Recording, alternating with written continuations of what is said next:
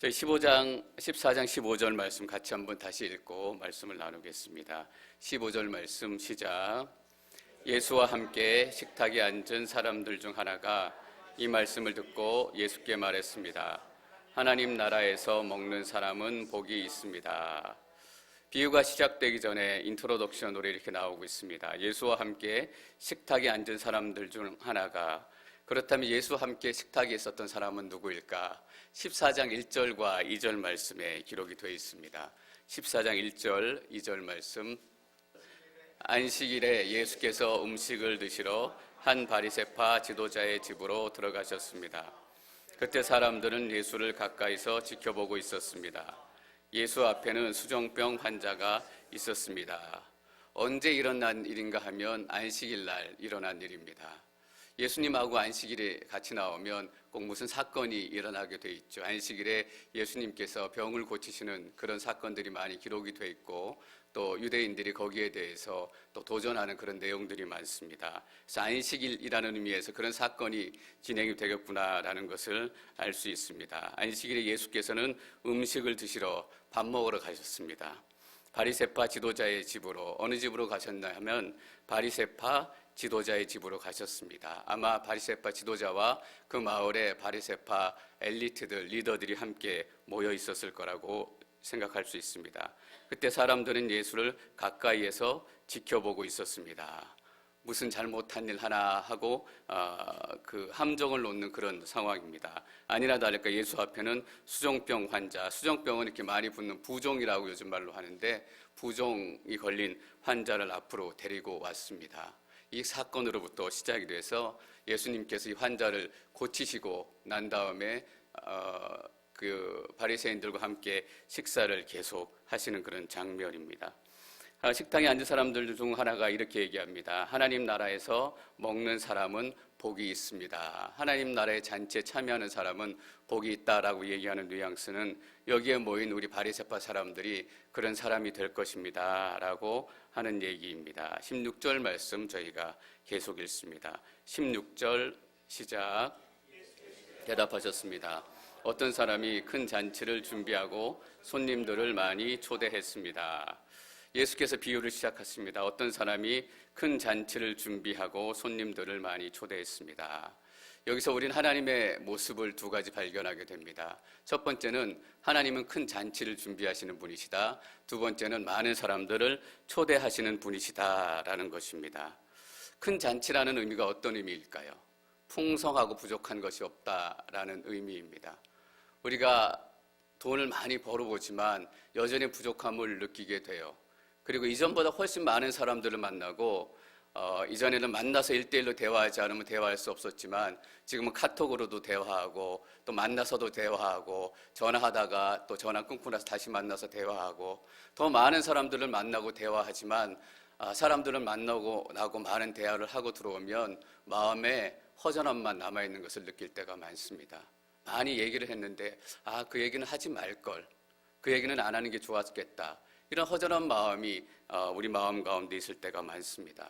더 많이 갖고 많이 만나고 많이 쉬지만 늘 우리 입에 나오는 것은 쉬면 쉴수록 좀 더 쉬었으면 좋겠다.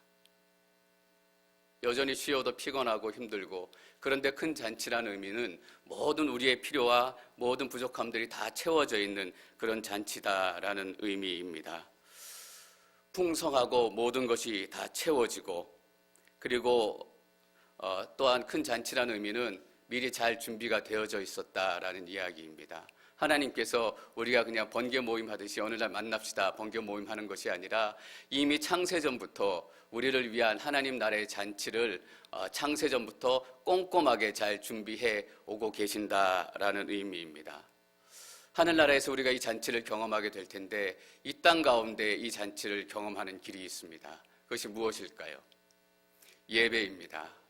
우리가 예배를 통해서 하나님 나라의 잔치를 이 땅 가운데서 다시금 경험합니다. 예배는 잔치가 되어야 하고 축제가 되어야 합니다. 제가 예배를 섬기고 또 말씀을 준비하고 여러 가지 예배에 필요한 것들에 대해서 고민하다 보니까 어떨 때는 예배가 잔치가 돼야 한다라는 것을 잊어버릴 때가 많습니다.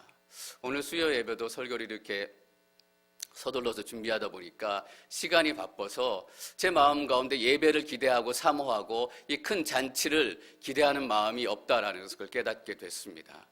이 말씀을 묵상하고 준비하면서 큰 잔치를 이 땅 가운데서 경험하기 위해 하나님께서 허락하시는 것이 예배인데, 예배를 섬기고 준비하고 기도하고 설교하는 내가 이 큰 잔치의 기쁨을 누리지 못하고 있다는 것이 너무나 아이러니하고 저 개인적으로는 참 너무나 슬픈 일이다라는 것을 오늘 다시 한번 깨닫게 됐습니다.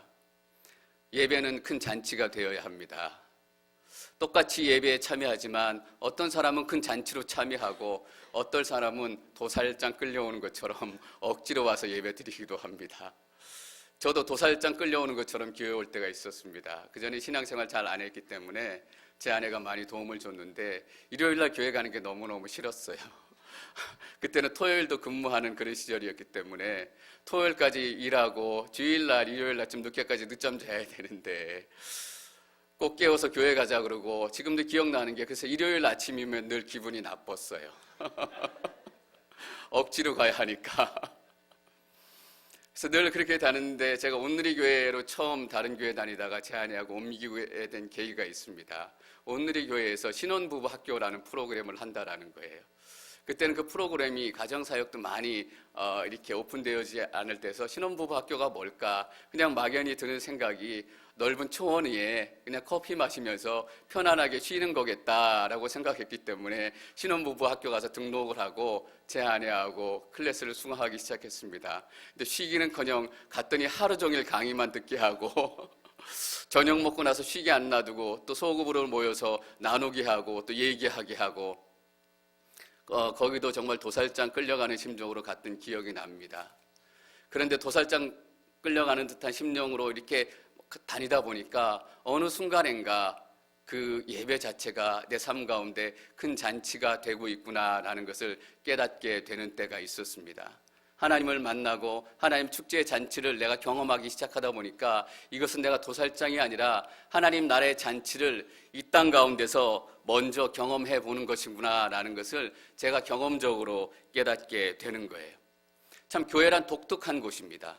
늘 죄 때문에 아픔 때문에 지난주에 말씀드렸지만 수술 중이라는 이 사인이 1년 365일 24시간 꺼질 데가 없는 수술실과도 같습니다. 근데 동시에 교회는 잔치터입니다. 어떻게 수술실이 잔치하는 그 장소와 같을 수 있을까? 그래서 교회 안 다니는 분들, 하나님 만나지 못한 분들은 교회를 이해 못하고 교회 다니는 사람들을 절대 이해할 수가 없어요.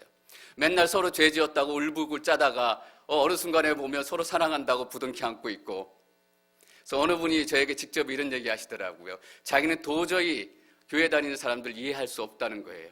서로 잘못했다고 용서해달라고 어느 날 그러다가 눈물 흘리다가 어느 날은 서로 좋다고 낄낄거리면서 웃으면서 막 잔치를 벌이고, 여러분 그것이 교회의 비밀입니다.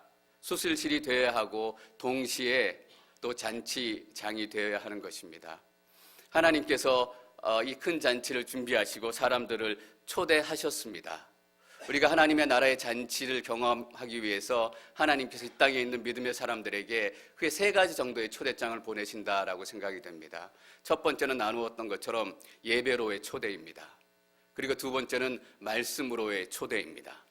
그리고 세 번째는 이 2가지 초대를 받고 은혜를 받은 분들에게 반드시 3번째 초대장이 날라옵니다.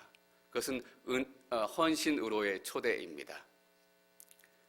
각 교회 또 믿음의 사람들이 시대마다 헌신하는 모양도 다르고 시대마다 헌신이 필요한 모습과 필요한 장소도 다르지만 시대를 초월해서, 상황을 초월해서, 개인을 초월해서 우리 믿음의 사람, 교회가 헌신해야 되는 장소, 헌신해야 되는 일이 딱 한 가지 있습니다.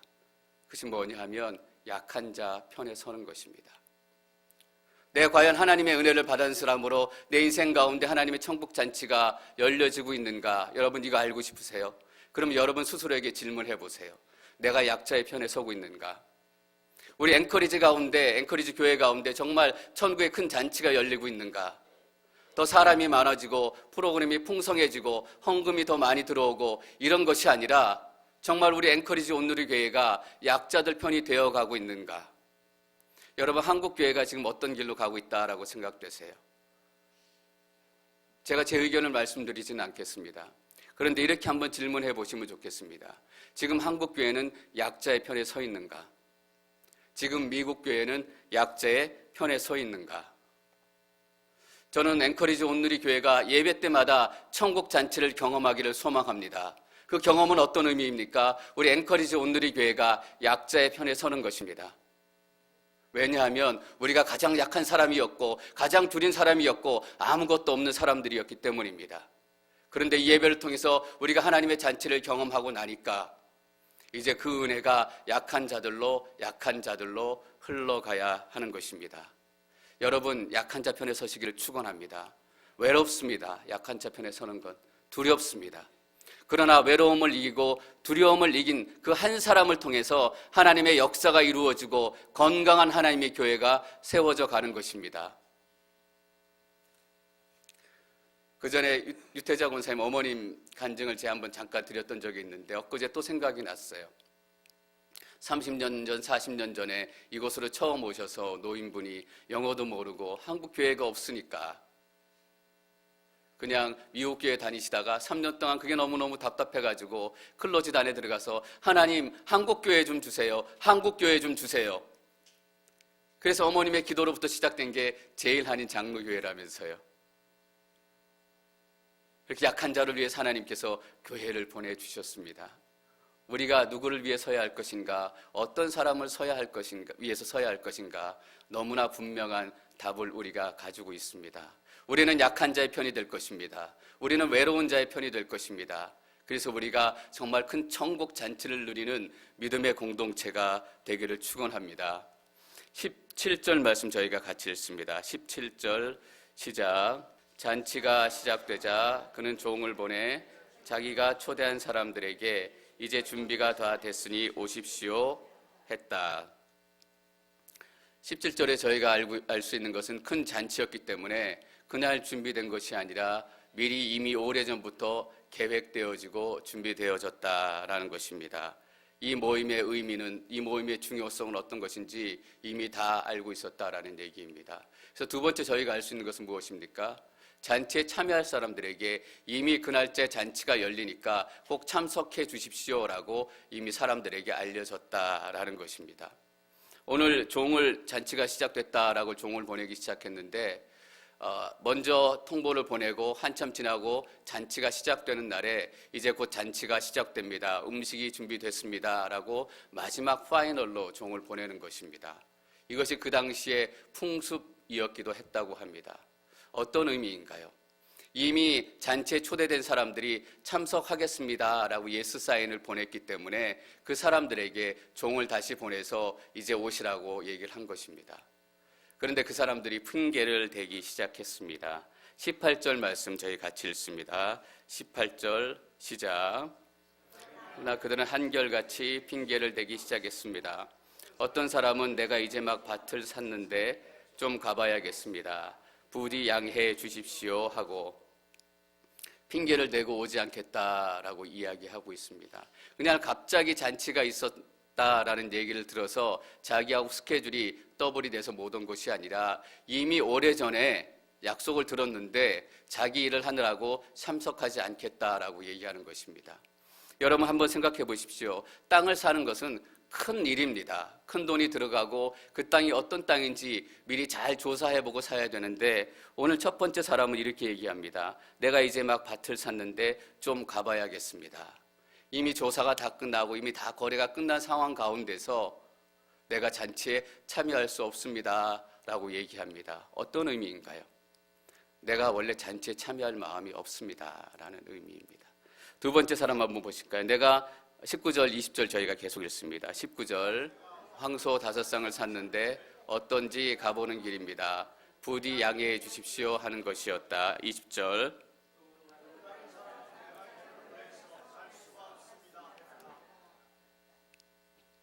소를 이미 조사해보고 샀을 것입니다. 근데 소를 조사해 봐야 되기 때문에 참석할 수 없다. 세 번째 사람은 더 과관입니다. 결혼을 했기 때문에 갈 수 없다. 마치 그날 갑자기 결혼이 이루어진 것처럼 세 사람 가운데서 공통적으로 알 수 있는 것은 그들이 급한 일이 생겨서 할 수 없이 잔치에 참여하지 못하는 것이 아니라 아예 참석할 마음이 없다라는 것입니다. 17절에 이렇게 기록이 되어 있습니다. 그러나 그들은 한결같이 핑계를 대기 시작했습니다. 한결같이라는 말이 어떤 의미일까요? 제게는 그들이 미리 입을 맞추어서라는 그런 의미로 들려집니다. 우리 이 잔치에 참여하지 말자, 이 주인을 물먹이자라고 그들이 작당을 했다라는 것입니다. 그러니까 이 소식을 듣고 그 잔치를 벌인 주인이 다른 이야기를 더 듣지 않은 채 화부터 내기 시작합니다. 왜냐하면 자기를 물먹이고 자기를 모욕했다라는 것을 알고 있었기 때문입니다. 여러분, 근데 독특한 표현이 있습니다. 18절에 막 밭을 샀는데 좀 가봐야겠습니다. 그리고 19절에 5쌍을 쌌는데 어떤지 가보는 길입니다. 20절에 나는 결혼을 해서 갈 수 없습니다 라고 기록을 하고 있는데 18절에 가봐야 되겠습니다 라는 의미는 내가 꼭 가야 합니다. 그러니까 양해해 주십시오 라고 부탁을 하는 것입니다.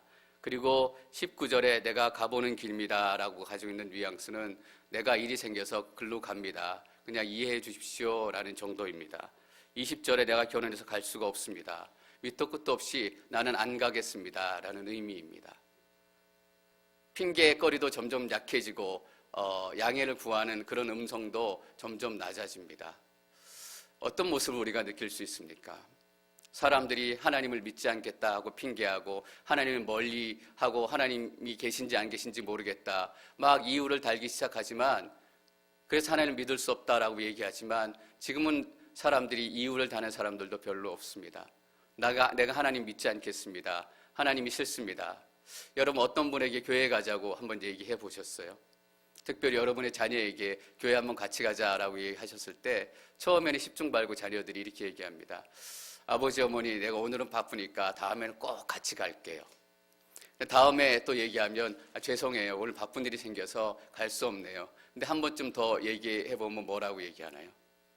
안 간다고 그러는데 왜 자꾸 그렇게 귀찮게 얘기하세요? 핑계가 더 거창해지고 더 정중하게 사양하는 것이 아니라 핑계도 더 볼품 없어지고 더 거칠게 사양하고 거부하는 시대가 바로 이런 시대입니다. 그래서 사도 바울은 시간이 악하다라고 얘기하고 있습니다. 어떤 때는 이런 때도 있었어요. 그냥 복음의 씨앗을 뿌리고 말씀의 씨앗을 뿌리면 사람들이 알아서 그 말씀의 씨앗을 듣고 복음을 듣고 하나님 앞으로 마치 저절로 나오는 것처럼 나올 때가 있었어요. 근데 지금은 그렇지 않다라는 얘기예요. 눈물로 씨를 뿌려야 하고 눈물로 물을 주어야 하고 눈물로 가꾸지 않으면 절대로 열매 맺기 어려운 시대에 살고 있다라는 것입니다. 시간이 해결해 주지도 않고 상황이 해결해 주지도 않고 우리가 눈물로 기도하고 눈물로 섬기지 않으면 새롭게 예수 믿는 사람 한 사람을 구하기가 영혼 구원하기가 그렇게 힘들어진 시대에 살고 있습니다. 저희 공동체 가운데 예수를 믿지 않고 아직 영접하지 않은 분들을 위해서 기도하지만 정말 기도하는 게 힘들고 어려워요. 매일 아침마다 다른 기도는 못해도 그분들의 이름을 부르며 기도하는데 어떤 분들은 변하는 것 같기도 하고 근데 어떤 분들은 여전히 거꾸로 가는 것 같기도 하고 지치고 힘들 때도 있지만 눈물로 뿌리지 않으면 안 된다. 눈물로 뿌리지 않으면 안 되는 시대에 와 있다. 그런 영적인 상황이다. 시간이 약해져 가고 있다라는 것을 내 스스로가 나에게 깨닫게 하고 질문하지 않으면 어느 순간인가 그 기도를 포기하게 말게 될 것이라는 걸 제가 너무나 잘 알고 있습니다. 여러분, 시간이 해결해 주지 않아요. 제가 목회자로서 사역하면서 시간이 지날수록 더 그것을 느끼게 돼요. 눈물로 기도하지 않고 가슴 치면서 기도하지 않으면 그리고 그들에게 복음을 증거하지 않으면 저절로 되는 시대는 이미 갔다라고 여러분에게 선포할 수 있습니다. 핑계거리는 적어지고 더 완악해지고 세상은 더 그렇게 변해갈 것입니다. 그래서 이 주인이 화가 나기 시작한 것입니다. 18절 말씀 저희가 같이 읽습니다. 18절 시작.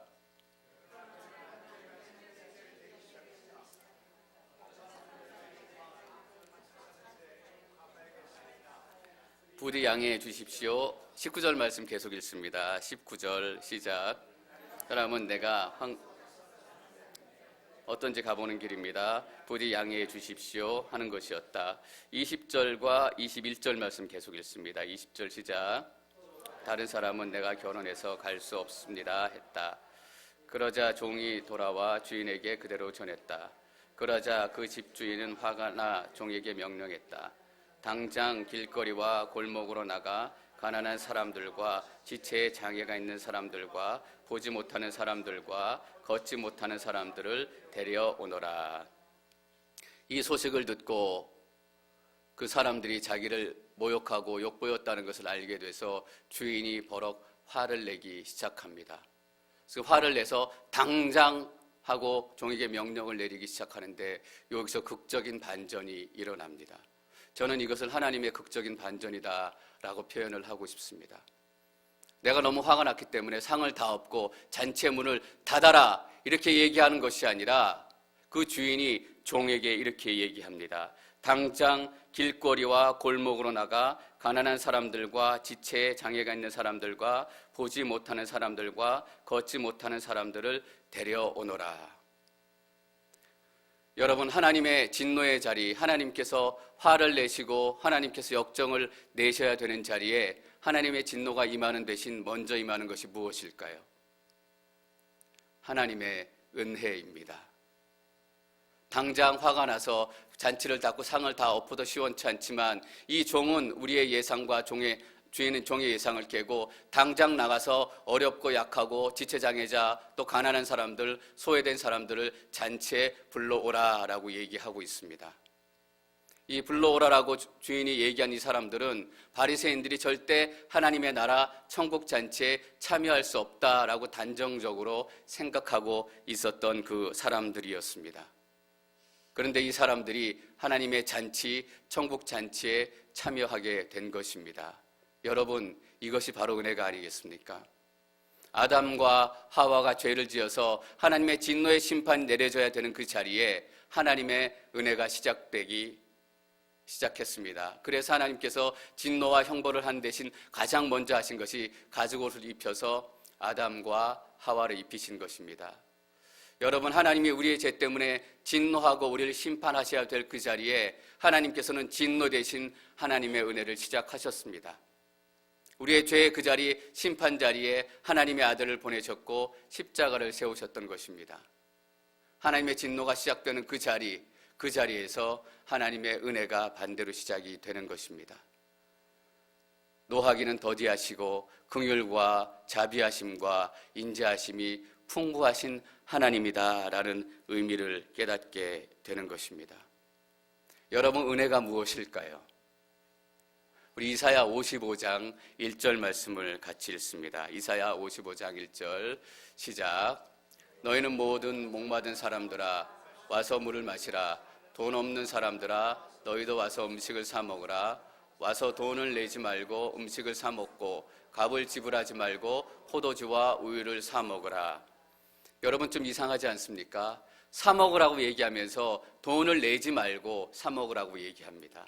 돈을 내지 말고 사 먹으라는 의미가 무엇일까요? 원래는 돈을 내고 사 먹어야 하는 음식입니다.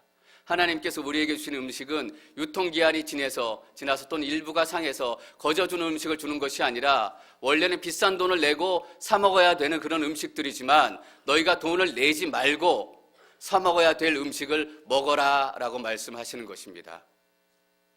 여러분, 은혜가 무엇인가요? 공짜로 먹는 것입니다. 공짜로 먹는 게 하나님의 은혜입니다. 길거리에 있었던 가난한 사람들, 소외된 사람들이 공짜로 주인의 잔치에 참여해서, 큰 잔치면 얼마나 음식이 많겠습니까? 그 잔치에 참여해서 원래는 돈 내고 사 먹고 자격이 있어야 먹을 수 있는 그 자리이지만 하나님께서 그 약한 자들, 소외된 자를 부르셔서 돈 내지 않고 거저 먹을 수 있도록 귀한 음식을 제공을 하신 것입니다. 그것이 하나님의 은혜입니다. 22절 말씀 저희가 계속 읽을까요? 22절 시작. 종이 말했다. 주인님 분부대로 했습니다만 아직도 자리가 남아 있습니다. 아직도 빈자리가 남아 있다라는 이야기입니다. 많은 사람들이 왔지만 더 구원받고 더 잔치에 참여하고 더 부르심을 받아야 될 사람들이 이 땅 가운데 남아 있다라는 것입니다. 저는 이 말이 얼마나 은혜가 되고 감사한지 모르겠습니다. 자리가 꽉 찼다라고 얘기해 보십시오. 우리가 기도하고 있는 사람들, 우리가 눈물로 마음에 품고 있는 사람들, 그러나 그 잔치의 자리에 아직도 빈자리가 남아있기 때문에 우리가 눈물로 기도할 용기가 생기고 우리가 마음에 품어서 하나님, 그들도 하나님의 잔치에 불러주십시오. 왜냐하면 빈자리가 남아있기 때문입니다. 여러분, 하나님의 많은 은혜를 경험하셨지요. 그러나 그 은혜가 전부가 아닙니다. 여러분 인생 가운데 여전히 빈자리가 남아있기 때문에 여러분이 여지껏 경험하지 못했던 하나님의 은혜가 그 빈자리에 임하게 될 것입니다. 제가 앵커리지 온누리 교회에서 얼마 안 돼서 예배에 대해서 계속 얘기하면서 이런 설교했던 거 기억이 나요. 여러분, 지금까지 많은 예배 가운데 은혜를 누리셨고 많은 은혜로운 예배를 누리셨다라고 생각될지 모르겠지만 이전 것들은 다 잊어버리십시오. 이제는 여러분들이 경험해보지 못한 새로운 차원의 은혜의 예배가 시작이 될 것입니다. 왜요? 우리 인생 가운데 아직도 하나님께 주실 은혜의 빈자리가 남아있기 때문입니다. 저는 믿음으로 확신하고 선포합니다. 여러분들이 또 제가 너무나 많은 은혜로운 예배를 경험했지만 지금까지 우리가 경험해보지 못했던 정말 놀라운 하나님의 은혜를 새롭게 경험하게 될 것이다 라는 것입니다. 여러분, 하나님의 영광을 예배 가운데 경험해 보셨습니까? 제가 예배를 위해서 기도할 때마다 빼먹지 않고 기도하는 기도가 이것입니다. 하나님의 영광만을 예배하는 그 예배가 되기를 원합니다. 하나님의 영광이 임하는 예배. 여러분, 영광의 뜻이 무엇입니까? 무겁다라는 뜻이에요. 하나님의 그 무거운 영광이 이 예배 가운데 임해서 그 영광의 무게 때문에 아무도 함부로 고개도 들지 못하고 아무도 함부로 자기 생각도 말하지 못하고 오직 그 무거운 하나님의 영광의 무게에 눌려서 아무도 몸을 일으킬 수조차 없는, 저는 그런 예배를 꿈꿉니다. 저는 그런 예배를 소망합니다. 여러분, 이전의 은혜와 이전의 감격은 다 잊어버리십시오. 하나님께서 우리 앵커리지 온누리 교회 가운데 또 예배 가운데 너무나 많은 은혜를 부어주고 계시지만 저는 여기서 스탑할 수 없습니다. 왜냐하면 하나님께서 허락하실 그 빈자리에 채워질 은혜가 너무도 강력하기 때문입니다. 우리의 빈자리를 채우실 하나님, 때로는 우리 허전한 인생 가운데서, 때로는 잃어버린 또는 그 자리에 넘어진 실패감 가운데서 어떤 것으로도 채워질 수 없는 그 빈자리를 하나님의 은혜로 채우시는 것입니다. 그런데 종이 돌아와서 주인님, 아직도 빈자리가 남았습니다 라고 얘기했습니다. 아마 종은 이 빈자리가 남겨진 채로 끝날지 모르겠다라고 생각했을 거예요. 그 다음에 23절에서 주인은 종에게 다시 이렇게 얘기합니다. 23절 말씀 저희 같이 읽습니다. 23절 시작. 그러자 주인이 종에게 말했습니다. 큰 길과 산 울타리로 나가서 사람들을 데려다 내 집을 채워라. 이제 그 마을을 벗어나서 더 멀리 가서 이 동네를 모르는 사람들에게도 이 잔치가 열렸으니 아무든지 와서 이 잔치에 거저 와서 먹고 마셔라. 가서 그 사람들을 데리고 오라고 얘기하는 것입니다. 여러분, 여기서 나가 사람들을 데려다라는 표현이 재밌는 표현입니다. 그냥 데려온다라는 것이 아니라 강제로 끌고 온다라는 의미를 담고 있습니다. 여러분, 생각해 보십시오. 그 동네에 어떤 일이 벌어지는지도 모르고 나는 그 동네 아무런 아는 사람도 없는데 그 동네 어떤 주인의 종이라는 사람이 와서 우리 주인님이 큰 잔치를 베풀었으니 가서 같이 먹읍시다. 공짜예요. 음식이 이렇게 많이 차려져 있는데 공짜니까 거저 와서 먹으세요. 저 멀리 있는 사람들, 이 상황을 모르는 사람들이 예 감사합니다 라고 와서 먹었을까요? 아니에요. 이 사람 정신 나갔나? 나는 믿을 수 없어. 우리 그냥 가던 길 갑시다 라고 갔을 거예요. 그래서 데려다가 강제로 데리고 온다라는 표현을 쓴 거예요. 팔을 잡아서라도 그 사람들을 데려와서 잔치의 자리에, 은혜의 자리에 앉혀라 라는 것입니다. 여러분, 은혜는 거저 주어지는 것이에요. 길거리에 있는 사람들, 또 가난한 사람들에게 거저 주어진 은혜이지만 여러분, 오늘 본문을 잘 보십시오. 그들의 은혜가 거저 주어지기 위해서 가운데 종이 나가야 했다라는 것입니다. 종이 나가서 잔치가 이렇게 벌어지고 있으니 이 상황을 잘 설명하고 납득하고 어떤 순간에는 강제로 끌고 와서 앉히기까지 해야 됐다라는 거예요. 여러분, 복음이 제대로 그냥 거저 전해질까요? 이 하나님의 말씀이 거저 전해서 거저 은혜 받는 게 그게 하나님의 은혜의 본질이에요. 그러나 그냥 가지 않는다라는 것을 우리는 이 말씀을 통해서 분명히 깨달아야 해요. 주인이 종을 보낸다라는 거예요. 종이 가서 창피함을 무릅쓰고 무모하게 그 사람들을 설득하고 억지로 끌고 오지 않으면 그 사람들은 은혜의 자리에 오지 않는다라는 거예요. 여러분, 복음은 은혜이지만 복음은 나이스한 게 아니에요. 복음은 전투이고 전쟁이에요. 때로는 끌고 와서 앉혀야 될 때도 있어요. 그 사람들이 당신 지금 무슨 얘기합니까? 라고 얘기했을 때 가장 깊은 지혜로 그 사람들을 설득할 수 있는 그런 능력도 있어야 해요. 오늘 본문에는 세 가지 종류의 사람들이 나와요. 주인은 하나님이지만 그 나머지 사람들, 바리새인들, 그리고 길거리에 있었던 사람들, 저 멀리 있었던 사람들, 저 멀리 있었던 사람들은 이방인을 의미해요. 그리고 또 종이 나와요. 길거리에 있었던 사람들, 멀리 있었던 사람들이 거저 와서 은혜의 잔치에 참여하고 음식을 먹고 은혜를 누리게 돼요. 그런데 오늘 본문에서 가장 큰 은혜를 누리는 사람이 누구일까요? 저는 종이다라는 것을 깨닫게 됐어요. 그 사람들을 데리고 오면서 그냥 엎어야 될 이 잔치상을 다시 제대로 잘 차리고 자격 없는 또 돈도 없는 사람들을 불러다가 음식을 먹이면서 이 종이 가장 먼저 깨달았던 것은 무엇일까요? 우리 주인 어른 정말 좋으신 분이다라는 거예요. 값없이 모든 사람에게 음식을 나누어 주고 값없이 모든 사람들 초청해서 화를 내야 될 자리, 엎어야 될 자리에 새로운 은혜가 시작되는 많은 사람들이 은혜의 자리에 있지만 오늘 본문 가운데 이 종이 저는 가장 큰 은혜 가운데 있었다라고 생각이 돼요. 우리가 주일날 선교사님들 영상 봤어요. 힘들고 어려운 상황 가운데서 눈물로 기도하고 때로는 목숨을 걸고 사역하시기도 하고 사역하는 만큼 사역의 결과가 나타나지 않을 때도 있어요. 그분들이 그런 것들을 고백하세요. 하나님의 역사하심도 경험하고 그래서 우리는 그분들의 간증과 사역의 소식을 들을 때마다 늘 은혜로 충만하게 돼요. 근데 여러분, 가장 은혜 받은 사람은 누구일까요? 그 선교사님이세요. 가장 하나님을 깊이 만난 사람은 누구일까요? 그 선교사님이세요. 헌신하고 선교지로 나가고 또 복음을 전하면 우리 삶 가운데 부족함이 시작이 될 것 같고 어려움과 곤란이 시작될 것 같지만 우리가 헌신하기 시작하고 하나님의 헌신의 초청에 반응하기 시작하는 순간 우리 가운데 진짜 은혜가 시작되는 거예요.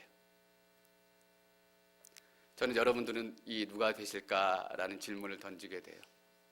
바리새인들은 물론 아니실 거예요. 우리 모두는 잔치상에 초대받은 사람들이에요.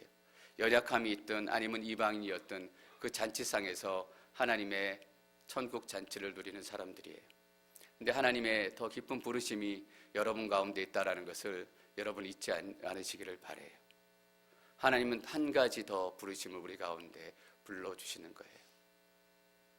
선교사로 헌신하든지 전도자로 헌신하든지 그것뿐만 아니라 우리 교회에서 헌신하고 우리의 삶 가운데 내 삶의 그 자리에서 예수님을 보여주는 그 모습으로 하나님 앞에 헌신하는 것, 우리가 가장 큰 은혜의 자리에 있는 거예요.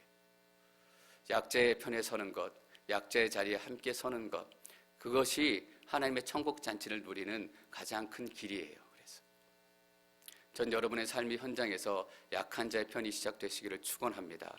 우리 앵커리지 온누리교회가 언제 어디 때나 약한 자의 편에 서서 그들을 위해 기도하고 그들을 위해 함께 울고 웃는 공동체가 되기를 바랍니다.